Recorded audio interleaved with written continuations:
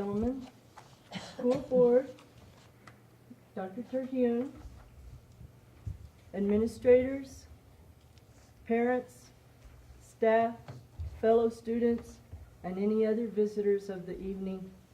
It is with the utmost pride that I present to you the gifted and talented class of Raton Middle School. I am Mrs. Alm, and this has been a very rewarding experience for me. At this time, I will ask my students to introduce themselves, and then we'll need just a couple of seconds to readjust ourselves for our presentation. My name is Donovan Mendez. I'm in 8th grade. Hi, my name is Jose Archuleta, and I'm also in 8th grade. Hello, my name is Brooke Fleming, and I'm also in 8th grade. Hi, my name is Ina Burgos, and I'm in 8th grade. I'm Rihanna Hopper, and I'm in 7th grade. I'm Nevaeh Ortiz, and I'm in 7th grade. I'm Jada Martinez, and I'm in 7th grade. I'm Kaylee Mace, and I'm in the 6th grade. I'm Bailey Walton, I'm in the 6th grade. Hi, I'm Ella Sanchez, I'm in 6th grade. Go ahead and go to your positions. Through the presentation, if you will let us go from beginning to end, and if you have any questions of the students, if you could save them to the end of the presentation, please. Okay. Jaden, please go over to this area and ask the administrators to raise their hand. And Baylor and Nevaeh, go to the school board and hand out. You can take like 3 apiece and hand that out.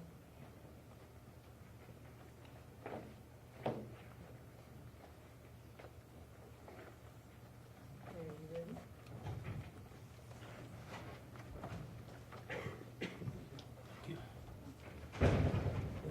Everybody's in position, and you can do it.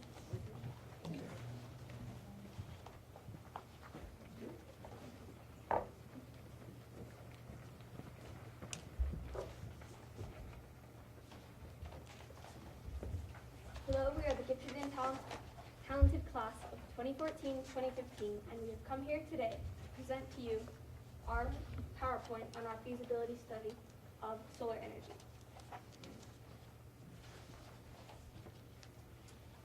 PBL. What does that mean? Project-based learning or problem-based learning? At the beginning of the year, we were told to pick an assignment that would in some way affect a community. We chose to try to get solar panels on the school. With traditional learning, you're told what you need to know, you memorize it, and a problem is assigned to illustrate how to use it. With PBL, the problem is assigned, you identify what you need to know, and you learn and apply it to solve the problem. Professional interviews. Throughout the course of our project, we've had many professional interviews. They have been with Mr. Munden, the NM PSFA Regional Manager, Mr. Munden, the Maintenance Supervisor, Raton Public Schools, Mr. Camp, a local business residential solar owner, not pictured are Mr. Rutland, a solar expert, Mrs. Parananadam, the Marketing Director from Positive Energy Solar, Mr. Dillenbach, the Chief Lending Officer from New Mexico Finance Authority, Mr. Dybel, Raton Public Service General Manager, Mrs. Randall, Santa Fe Schools Energy Conservation Coordinator, and Mrs. Walton, the Human Resources and Administrative Secretary. How to take your school solar. During this project, we have used many steps/guidelines to help us write this PowerPoint and feasibility study. And these are the guidelines we have used. New Mexico schools have solar panels. We have researched many schools in New Mexico that have solar panels. 4 are Los Alamos Schools, Cleveland High School, Rio Rancho High School, and Taos Charter School. Right here in Raton, we have also researched businesses in Raton that have solar panels. 2 are Rocky Mountain Physical Therapy and El Raton Theater. What's needed, what's not? There are 3 basic components in order to have solar panels. The first thing is solar energy, which comes from the sun. The third is solar panels, and The second is solar panels, and the third is a grid tie inverter. Some options is a charge controller and a battery. How vulnerable are we? We're at the end of a 23-mile long cul-de-sac. That means that we're at the end of our power source. This is the only source of power currently, which means if that line were to go down, all of Raton will be out of power. Our municipal utility is one line, one source. All of our electricity comes from Burro Canyon, Colorado. EPA's Clean Power Plan could make rates for electricity go up in Colorado. Therefore, our rates as well would go up. Senate Bill 258 plans to stop that, but only residents of Colorado can vote for that, leaving us no voice.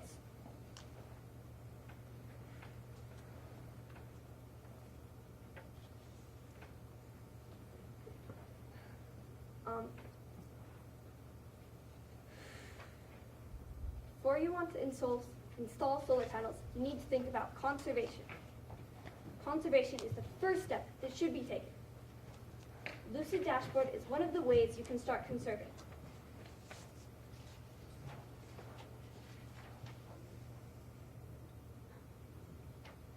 So everyone's talking about being green these days, but what does it mean to make a building green? Most of us think it means installing solar panels, putting in better insulation, or using energy-efficient light bulbs. But changing the building itself is only part of the equation. In fact, as much as half of our electricity consumption is determined by the day-to-day choices we make.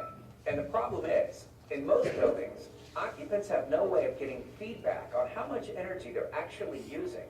Because if they did, well, they probably would think twice about the many, many ways they're wasting energy. I mean, think about it. If you knew that everyone you worked with could see your energy consumption, don't you think you'd turn off your electronics at the end of the day? And how great would it be to have bragging rights that you and your building are doing better than your friends and coworkers? Well, now it's possible. Introducing Building Dashboard from Lucid.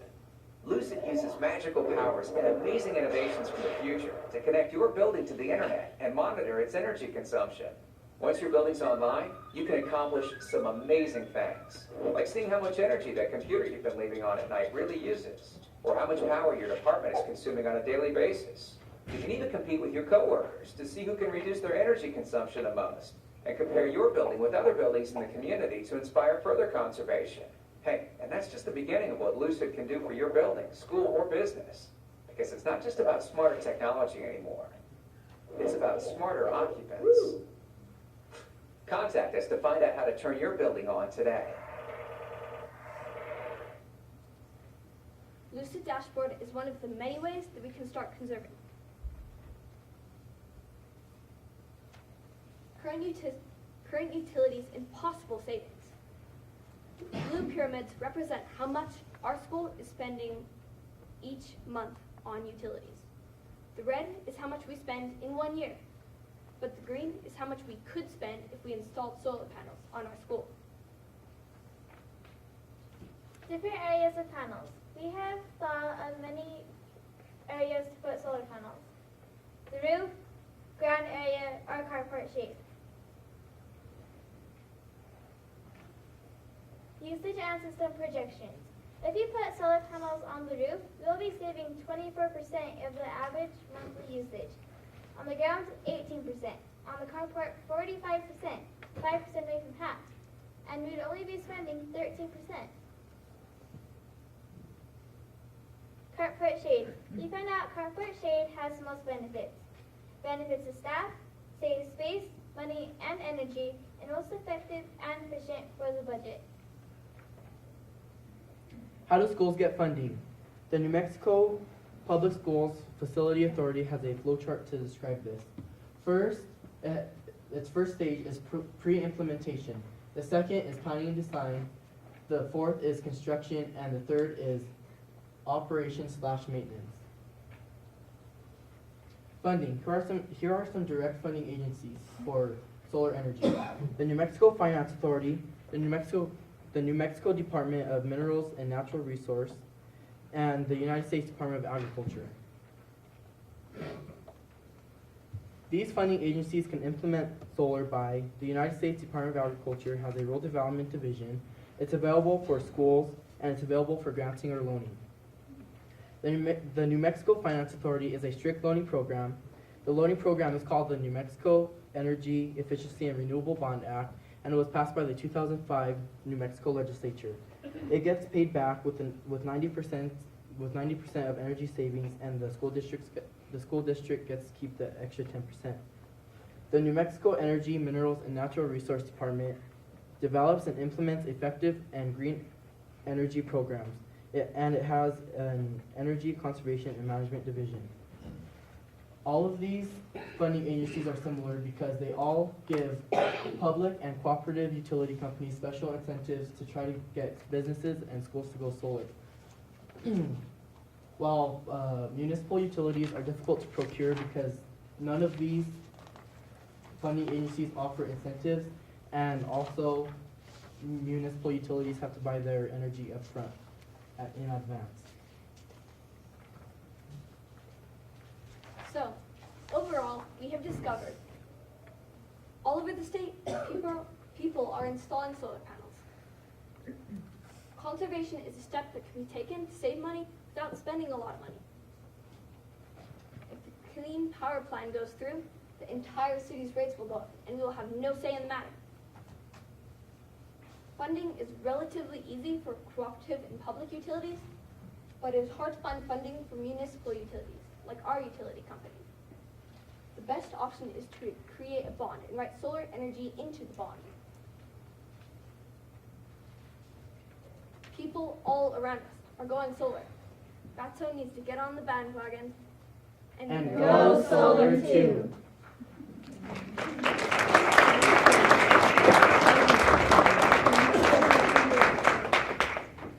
Very nice, ladies and gentlemen. Okay, our time frame that we promised was 12 to 15 minute presentation. The students are available for questions.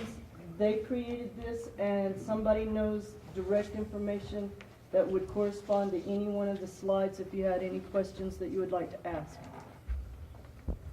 I have a couple of questions. How much is that Lucid Dashboard program that you just talked about? You know? You're listening. It's in the report. He's just a bit nervous. Can you reference the section for them? You want to find it? Yes.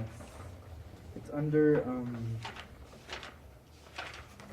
conservation, I think. Okay, I see it. And how supportive was Mr. Daigle of this process? Who would like to answer that? You want to? Be honest. Not really. Can any of you explain why there's a difficulty with us having a municipal utility? Okay, go ahead. It's because Raton, they need to buy their energy in advance, which means losing a big building would be harsh on them. So he was not favorable because municipal utilities cannot interact and get the same incentives as a cooperative or a public utility, because we are the middleman in between the production and the consumption. That's why, right, if a school bond were to pass and we had solar in, would be our best option of funding, because otherwise there's not a direct level of funding, which was, can you put that slide back up, Brianna, that Donovan made?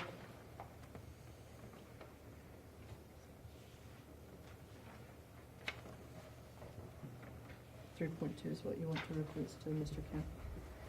Okay, the Lucid is under 3.2 conservation, and it's at the very bottom. It has a setup fee of about $2,500 with a $500 yearly subscription fee.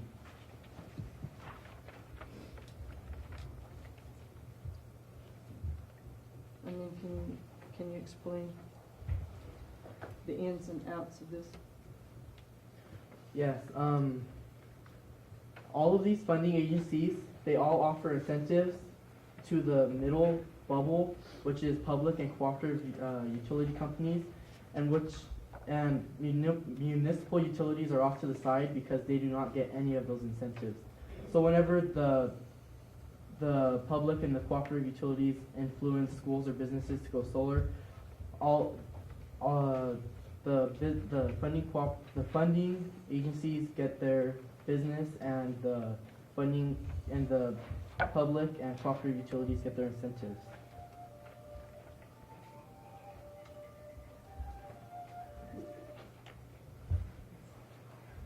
Any other questions that any of the students could field for you?